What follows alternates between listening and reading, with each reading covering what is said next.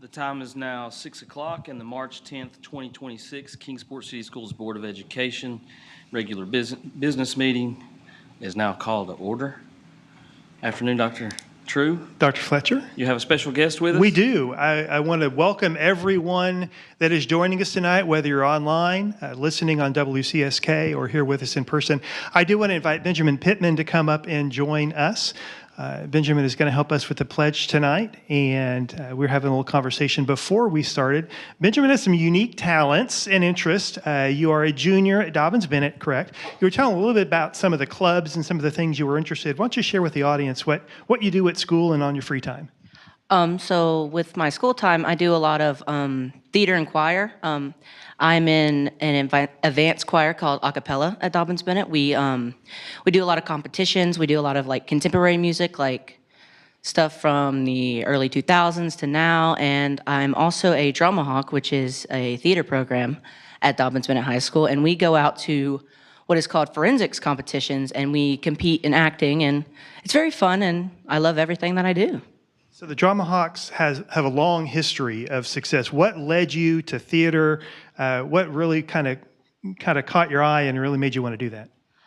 So it really caught my eye when I first moved down here in late 2019, early 2020. So kind of got here at a bad time. Yeah, I kind of got here at a bad time, but I want to give props to like my middle school theater teacher. Her name was Miss G at the time. She just like gave me like the courage and everything to do what my heart wanted to do. And so I changed from doing like, I used to do football and everything, but then I changed to doing choir and theater because she gave me that like path of doing everything, and my friends do it, and it's just so fun to do. It's always exciting to find your passion. Future, you're a junior this year. What do you see down the line for you, graduation and beyond? At graduation, I either really want to go to either Belmont University or ETSU. I want to get a degree in musical education, and I actually want to come back to Dobyns-Bennett and teach at Dobyns-Bennett for musical education. Dr. Tate, you're listening, right? Yeah. Well, it's exciting to hear about your story, and we'll be anxious to see your path as you move forward, and hopefully maybe you'll come back here and join us as part of the Kingsport City Schools community moving forward. But thank you for being here. We want to invite everyone to please stand, and we're going to rotate right over here toward the flag whenever you're ready. All right. I pledge allegiance to the flag of the United States of America and to the republic for which it stands, one nation, under God, indivisible, with liberty and justice for all. Thank you.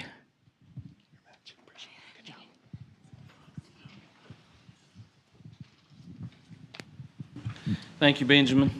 We look forward to seeing you back. All right. At this time, I will ask for a motion to accept the agenda, which includes the consent agenda. Once the agenda is accepted, the board mutually agrees not to discuss any item of business or take any action that has not been accepted for the agenda. Is there a motion to accept? So moved. Second.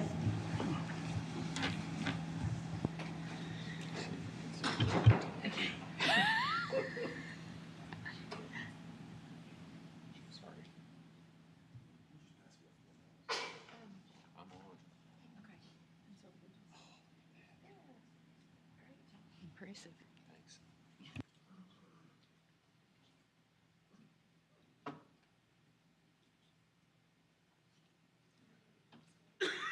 Thank you. At this time, we'd like to welcome Dr. Richard Church, Vice President of the Tennessee College of Applied Technology. Dr. Church, how are you? I'm doing very well, thank you, Mr. President. I'm glad to be here. This is a trend now, you know. I think it's been several of the last semesters over the last 2 years that I've been here to recognize the excellent work that Dobyns-Bennett High School and Kingsport City Schools is doing with CT education, and particularly with dual enrollment with TCAT-Elizabethton. I've given you a handout that Dr. Hampton presented to you just to give you a rundown of the programs that are active and embedded at the high school, but also the students that are coming to our campuses So amazingly, this term for spring 2026, Kingsport City Schools has 500 students currently dual enrolled with the Tennessee College of Applied Technology at Elizabethton, either embedded on their campus at DB or coming to our Kingsport campus, our Boones Creek campus, and our main campus. The students in Kingsport that want to do a program in skilled trades, they will come wherever the program is. And we've seen that. We now have to kind of make sure that we we get names from Dr. Shadden of what they're looking at so we can kind of make sure, because we know the Kingsport students will get there. And they've been doing that now for a couple of years. So that's extremely impressive at a young age, deciding that they want to be that invested in a college technical training program. I also want to point out that we have reinvested this year around $40,000 back to Kingsport City Schools. That's for dual enrollment services rendered. So when folks like Mr. Honecker, who's here from Dobyns-Bennett High School, who teaches automotive, and his classes are dual enrolled with us, there's some revenue generated for that needs to come back to the school system. And that's always sent back to the school system to use at the discretion of the school district.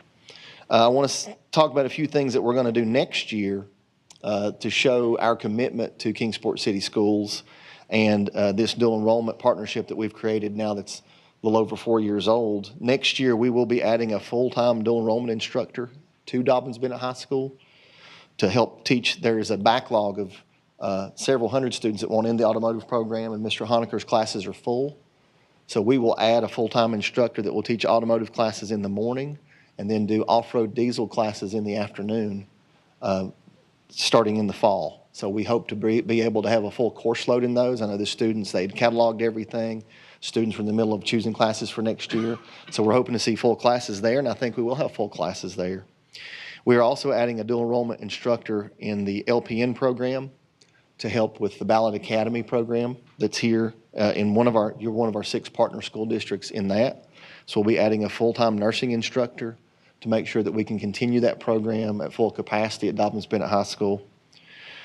Also this year, just this spring, we sent our adjunct cosmetology instructor over, and they applied through your processes, and she's filling in as your cosmetology instructor has had to be out this spring. So that's just one of the other types of commitments we have to make sure that the quality of the programming the students get continues even in situations like that. We've assisted with supplies and equipment in the programs beyond the reimbursement back to the city school system. We've also mentored some of your high school instructors that are newer into their CTE field, and we will continue to do that as there's a hire coming up in collision repair, and we will make sure we mentor that collision repair instructor as they begin their career in education next year. And we have committed to place a full-time dual enrollment advisor in Sullivan County. My plan is to make sure that they are at Dobyns-Bennett High School at least 2 days per week, starting in the fall, to help with some of the things like Mr. Honecker knows, collecting paperwork, doing follow-up, and actually having time to advise students in their program of study what their career pathways and options are. So that's unique. I don't know that any other TCAT is doing that. We want to pilot it in Sullivan County, so we'll be sharing that position between Dobyns-Bennett, Westridge, Sullivan East, and Tennessee High. But because of the number of students we work with at Dobyns-Bennett, they're guaranteed at least 2 days per week starting in the fall of next year. On site every day, a TCAT employee and advisor there to help those students that are in these career fields. So that's just a little rundown of the commitment that we have to Kingsport City Schools and how much we appreciate this partnership. So it's my honor now. I want to explain you're actually getting 2 recognitions tonight, which is unique. It's only happened one other time. So a couple of years ago in a superintendent's study council meeting, I was asked, why do we always just look at the big school systems? Because when it comes to just sheer numbers, it is easier for a larger school district to kind of sweep those gold, silver, and bronze level recognitions for their commitment to dual enrollment partnership. So we split it into 2 strands starting last year. So this is this year. So this is the second semester we started doing this recognition. So tonight I want to present you all with our gold level dual enrollment partnership for overall participation with 500 students registered with TCAT-Elizabethton. But then also you all are going to be recognized for our bronze level for percent of participation. So that's a huge deal because usually that's an area where our smaller school district partners can come in and say, wait a minute, I'll give you a good example. I gave it to Sullivan County last night. Johnson County. Johnson County High School has about 500 total students. They do enroll with us about 160 students each term. That's about 30% of their population. That's a big deal for a small school system, opening up pathways to career fields. But you all have, at this point, 22% of the overall student body at Dobyns-Bennett High School registered with us in a dual enrollment CTE pathway program. That's impressive. So that is extremely impressive. So congratulations to that. Mr. Honaker, if you would come up, please. And I'll invite Vice President Fink, who came along with me. Dr. Hampton, if you would come up, please, too, because we have two. I mean, we've got to have two people now to present these. And then do I have someone that can help take a picture? Thank you, Dr. True. And I'll join, and I want to recognize Kingsport City Schools, Dobyns-Bennett High School, on not only being our spring gold level dual enrollment partner with 500 students registered, but also our spring level, bronze level dual enrollment partner with 22% of the total student body registered. So congratulations to Kingsport City Schools.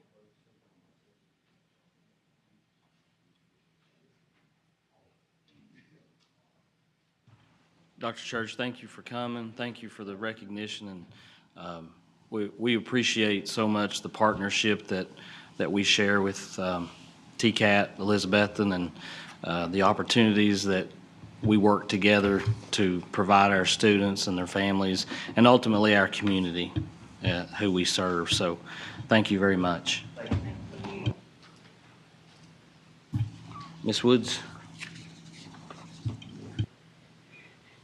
Well, it is my pleasure to recognize 4 Dobyns-Bennett High School seniors for being named as finalists in the 71st Annual 2026 National Merit Scholarship Program. And I'm going to ask that they would come if they're here in attendance. The students are Isha Katari, Arush Nagre, Jaya Vashish, and Layla Vinson. And we said, and we know how, we are very familiar with Isha because she has been with us several times. I think she's pulling double duty tonight?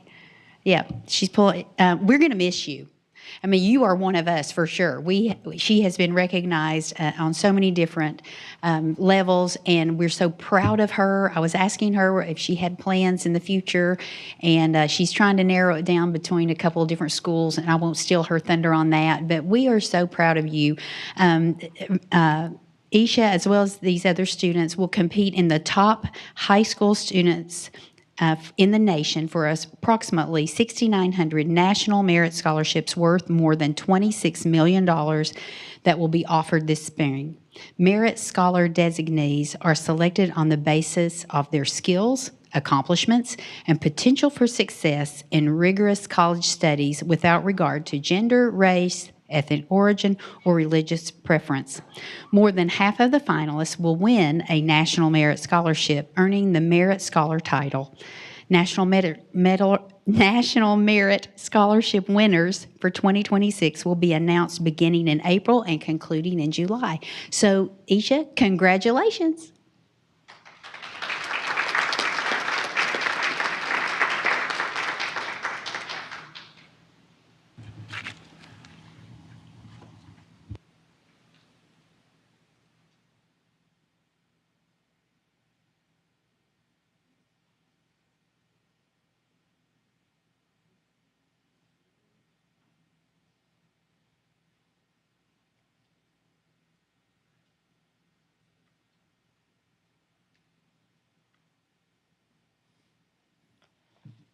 Congratulations, Isha.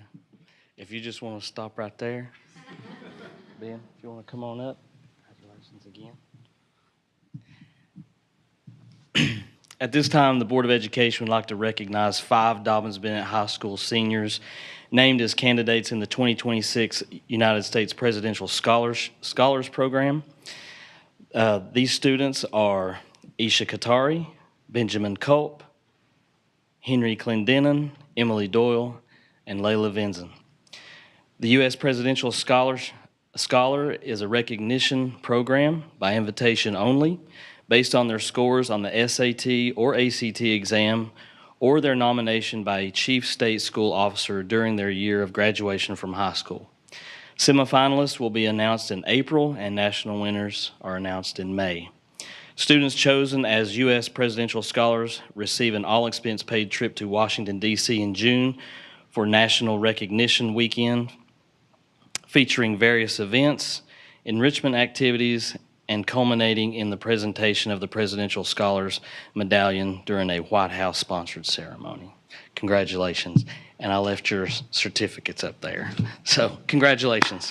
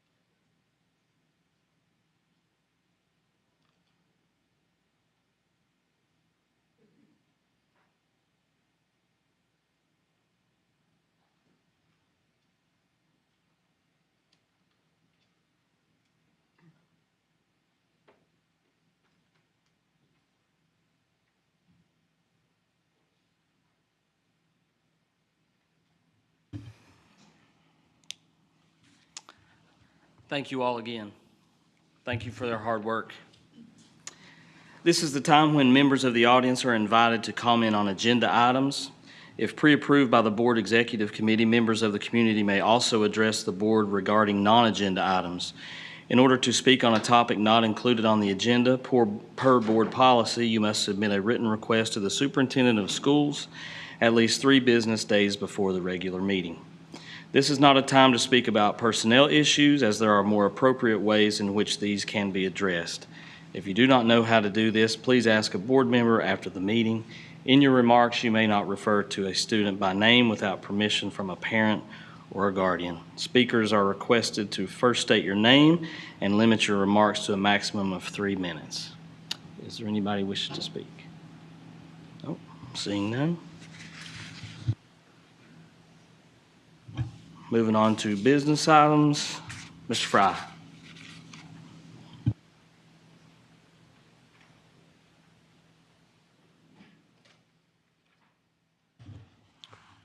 Good evening. Let's see, read the budget amendment first. Yes, we do. I have 2 items for your consideration this evening. First one is our 5th budget amendment of the year. Seems like we just did one of these a month ago.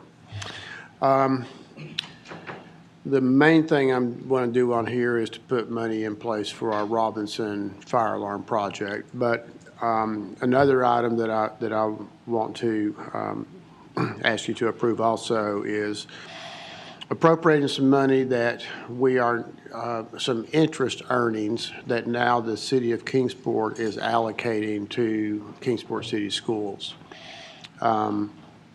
They've made a change in some of their procedures, and they're allocating some of their interest earnings. Instead of keeping it all in their general fund, they're allocating some of it out to their water fund, their sewer fund, and some other places where there's some cash balances, including the general purpose school fund. So we are sharing in 16% of the interest earnings that they're earning on their main bank account. Which for Kingsport City Schools results to about $100,000 in interest earnings on an annual basis. Flip side of that, they're also going to allocate bank service charges to us, 16%. But good news there, it's only $30,000. So that's a net gain of about $70,000. So You may recall that at the last meeting, we moved some money from our technology infrastructure capital budget into the technology instructional budget to purchase the Chromebooks for students. Part of what we moved over there was some money we knew we weren't going to spend in E-rate funds that we had appropriated, but part of the money that we put over there was money that we had asked Mr. Arnold that, can you give up about $34,000 of your budget? He has a $200,000 line item for some infrastructure stuff, and he said, yeah, I can do that. So I'm recommending that we put that $34,500 back in the technology budget. They had some plans to do some things with that this spring that they were going to put on hold. And the remaining amount of money, I'm asking to increase the estimated revenue for interest earnings by $100,000. And just to put the $34,000 back into the technology budget, and to put in the line item for bank service charges a total of $65,500. We don't have any plans to spend that excess over the $30,000 for bank service charges, and if we don't spend it, it'll just close into our fund balance at this point. So that's a kind of a housekeeping item there in our general purpose school fund. We are getting ready to send the bids out. Actually, we're going to advertise this Saturday for the bids for the Robinson fire alarm replacement project. We've gotten an estimate from the engineer that that project should be somewhere in the $300,000 to $325,000 range, and then we'll add a contingency on top of that. So I need to identify about $350,000 to fund that project. You may recall that when we did the budget amendment for the Washington HVAC replacement project, we put $2,675,000 in that project. The bids came in at $1,998,000, which was a pleasant surprise, which leaves us some excess money there, $557,120. I'm recommending to move $350,000 of those funds out of the Washington HVAC project into the Robinson fire alarm replacement project in order to fund that project. I'm going to go ahead and leave what other monies, excess money, in the Washington project for the time being. And at some point in the near future, or maybe a little bit longer, I'll be back to move those monies someplace else into some other project. So changing our general fund budget by $100,000 and moving $350,000 in our general purpose school and our general project fund budget. Be happy to answer any questions.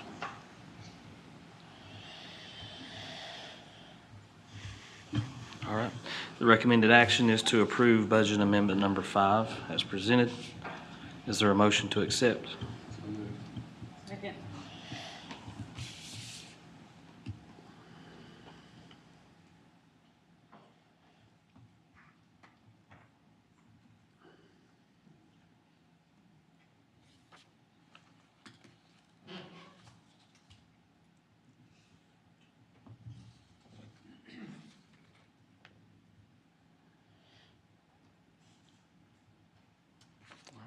Motion passes. Next. Second item is I'm recommending a change in our internet service provider and to approve the new contract for that provider. We've been with Zayo Education LLC for a number of years. Anderson County went out to bid for a new service provider, and with the clause in their bid that other people could piggyback on their bid. They awarded that bid to United Data Technologies, UDT. You may recall that a couple of months ago we approved a contract for our voice services with UDT. So this is the same provider. Our cost for this has been about $5,845 per month with Zayo. That will go down to $3,480 per month with United Data Technologies, which results in a savings of about $2,365 per month and annual cost savings of about $28,386. This is our portion of this. It's our 10% portion of what we have to pay for this. Internet services are a E-rate funded service for schools. So our total bill is more around the neighborhood of $500,000 to $600,000, but E-rate funds 90% of that. So the number here that these numbers here reflect our 10% cost out of our local budget. So I recommend that we approve the contract with United Data Technologies. A quick question, why do we not send out our own bids? Because we're larger than the Anderson County. There's just some consortiums across the state that work together, and Mr. Arnold could probably answer that better than I can, but I mean, we could, but I think that there's just some people in this circle that work together to send this out, so that not everybody has to do it. Because if we're already if UDT is already a provider of services to us, you'd think they'd want to give us a good deal. I just wonder, I've always wondered that, like when there's add-ons, we just piggyback on somebody else's. It would seem as though there should be a better bid if there are going to be a bunch of different school systems to be able to bid that. If they want to put it together as a big, like GPO, excuse me, you'd think there'd be something. I mean, I'm not saying this isn't sizable savings. Right, and right, I'm not looking to gift horse in the mouth. No. I'm just asking the question. Well, you can correct me if I'm wrong, but I believe that, you know, the bid is structured in a way that the people that are bidding on it know that this is not just for Anderson County. Okay. That Anderson County is the bidding entity. Okay. But that several other school systems are going to be using this. So That's correct. There were, I don't remember the exact number, but there were, I would say, north of 50, if not more, that opted in before it was even bid. So, So all they of were them- just the voice of the Yeah. group. Okay, no, that's fair. Yeah. Thank you. I appreciate that.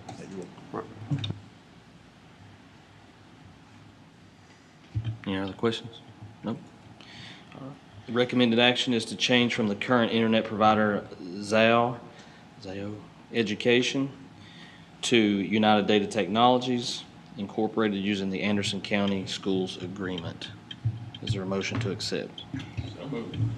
Second.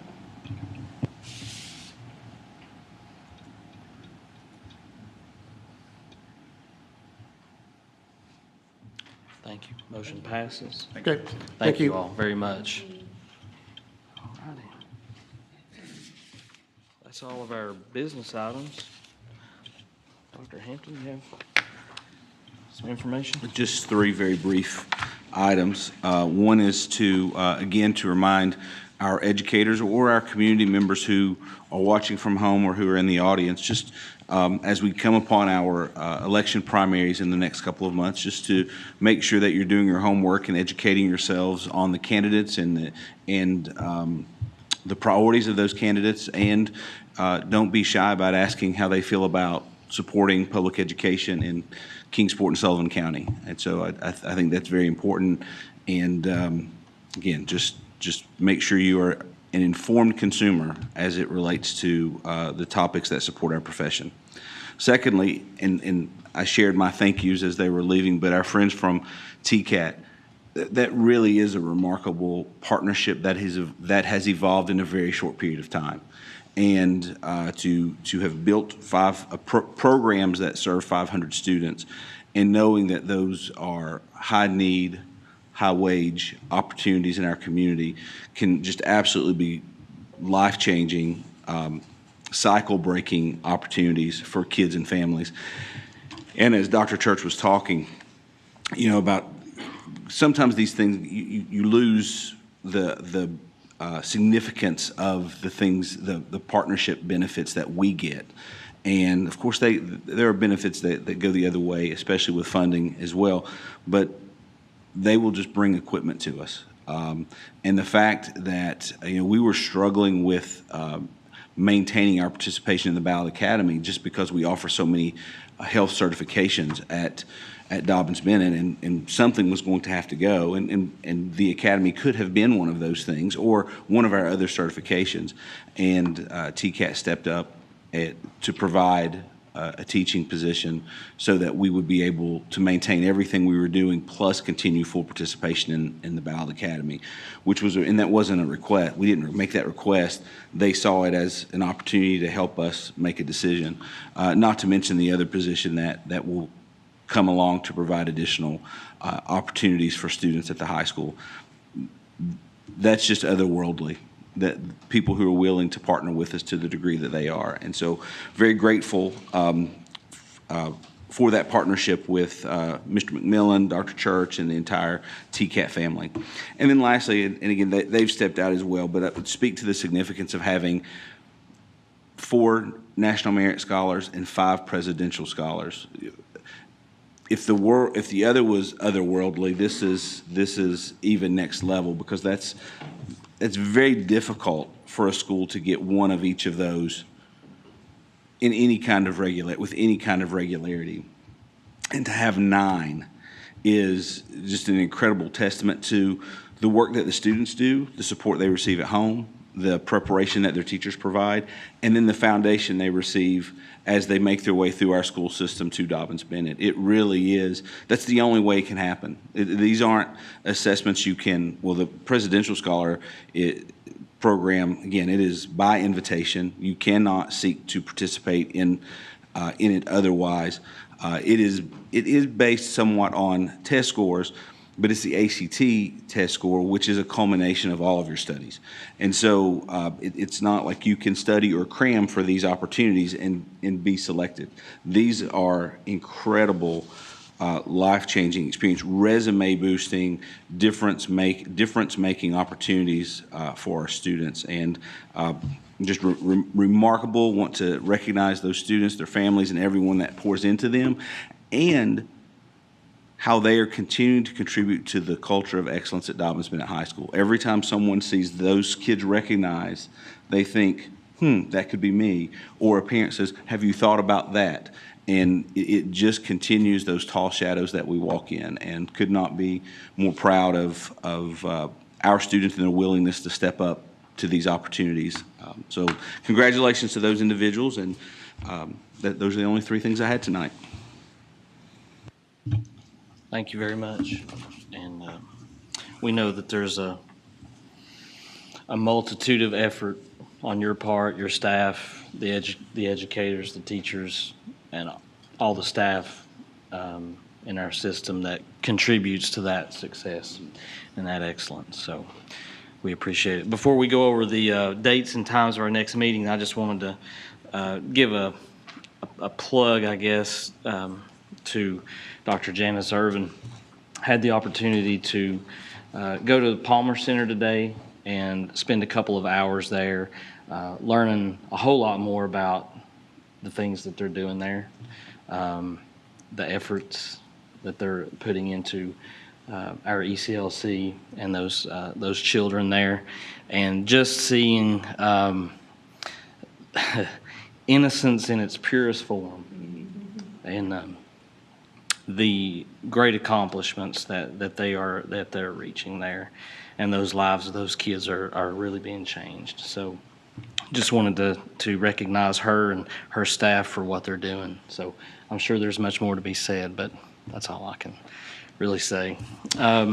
So our future time and dates of our meetings, our next one will be our work session on March the 31st. We have our April regular business meeting on April 14th, followed by the work session April 28th, and then our regular monthly meeting in May on May the 12th. All right. Anything else? All right. We're adjourned. Roll Tribe.